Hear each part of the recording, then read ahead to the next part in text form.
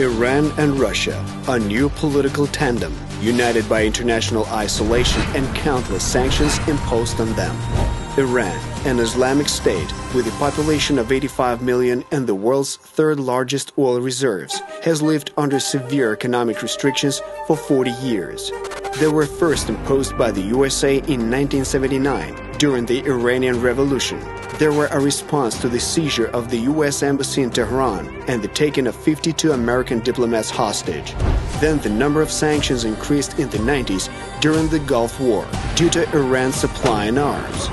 And they intensified year by year because of Iran's desire to acquire and develop nuclear weapons and missiles for itself. Subsequently, Iran significantly reduced the production and export of oil, one of the primary sources of the country's budget. Iran's GDP fell by 5%, its currency hit a record low, inflation skyrocketed to 70%, and the unemployment rate to 20%. Recession, humanitarian crisis, protests. If the Iranians were initially ready to put up with hardship, over time they began to protest against the consequences of sanctions and the policy of the authorities that stopped the country's development for decades. Price increase, information blockade, discrimination, usurpation of power, and dictatorship.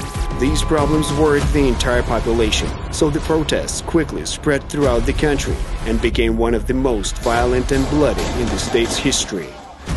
But what awaits Russia, which unleashed a war in the center of Europe by attacking a neighboring state, and on which the entire civilized world imposed much tougher sanctions than it did on Iran for decades? That is how the Russian Federation became the #1 country in the world by the number of restrictions imposed. Russia has already defaulted on its foreign currency sovereign debt. The International Energy Agency report says Russia will never be able to return to pre-war fossil fuel exports.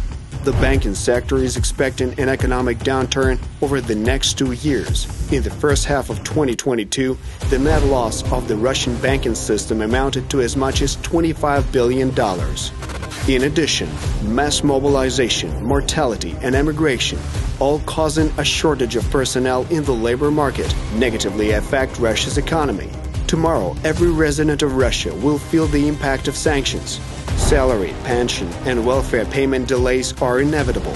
In addition, the profitable and convenient friendship with Iran is fraying at the edges.